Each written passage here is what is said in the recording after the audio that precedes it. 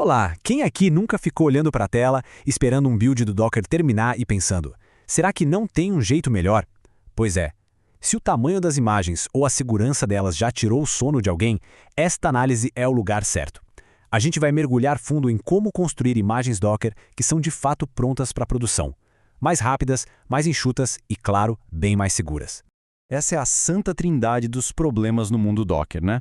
Builds que parecem levar uma vida inteira, imagens que ocupam um espaço absurdo e aquela pulga atrás da orelha sobre vulnerabilidades escondidas. Isso tudo não só deixa o desenvolvimento mais lento, mas pode ser um risco real para a aplicação. Bom, hoje a gente vai atacar esses problemas de frente. Essa citação é perfeita. É exatamente essa a sensação.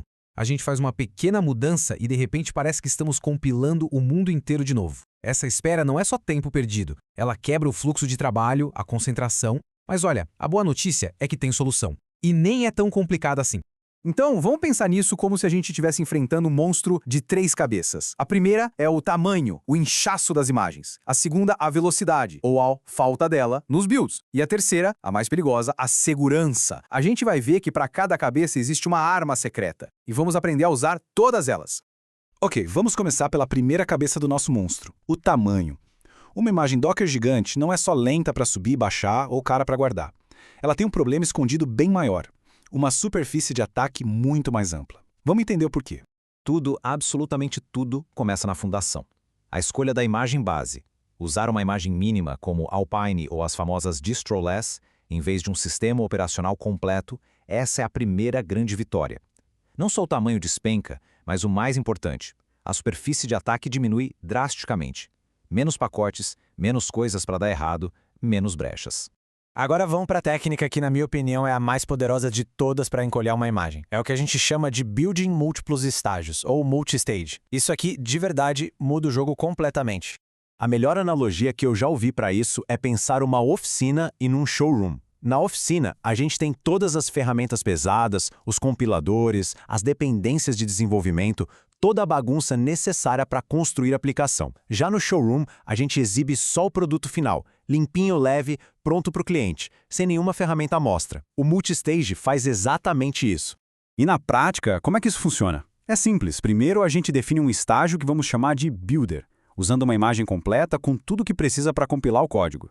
Depois, a gente inicia um segundo estágio, o final, partindo de uma imagem super enxuta. E aí vem a mágica. A gente usa o comando copy-from igual a builder para pegar só o resultado da compilação, o executável, lá da nossa oficina e colocar no nosso showroom. Todo o resto, todo o lixo do build fica para trás. E o resultado? Bom, os números falam por si. Uma imagem que antes pesava quase 900 megabytes, agora fica com menos de 200. É uma redução brutal. E isso se traduz em uploads, downloads e deploys muito, mas muito mais rápidos. E, claro, menos custo de armazenamento.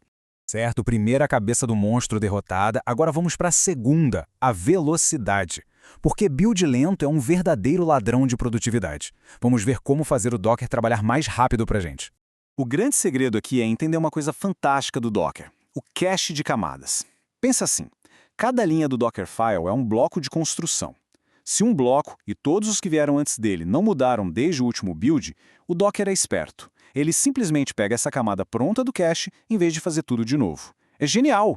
E essa imagem dos dominós é perfeita para ilustrar como isso funciona. Se uma instrução no meio do Dockerfile muda, é como se um dominó caísse. Ele derruba o cache daquela camada e de todas as outras que vêm depois. Tudo precisa ser reconstruído do zero a partir daquele ponto. Por isso a ordem das instruções no Dockerfile não é só um detalhe, é tudo.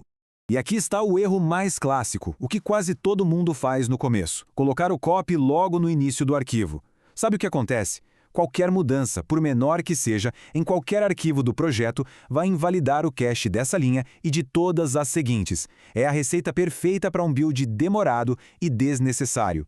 Então, qual é o pulo do gato? É o que a gente chama de padrão dependências primeiro. A lógica é simples. O que muda menos vem primeiro. Então, em vez de copiar todo o código, a gente primeiro copia só os arquivos que definem as dependências, como o package.json. Aí a gente instala essas dependências e só lá no final a gente copia o resto do código. Como as dependências mudam bem menos que o código do dia a dia, essa camada pesada da instalação vai quase sempre vir direto do cache.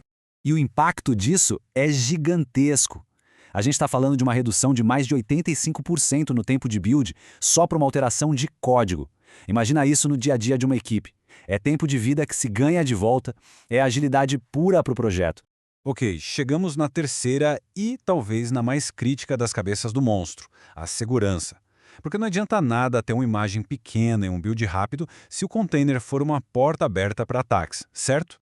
Essa é uma pergunta que todo mundo deveria se fazer. Parece simples, mas a resposta padrão do Docker é a mais perigosa possível: root. E isso é um risco que muita gente ignora. Rodar o processo como root é como entregar a chave mestra do sistema para a aplicação.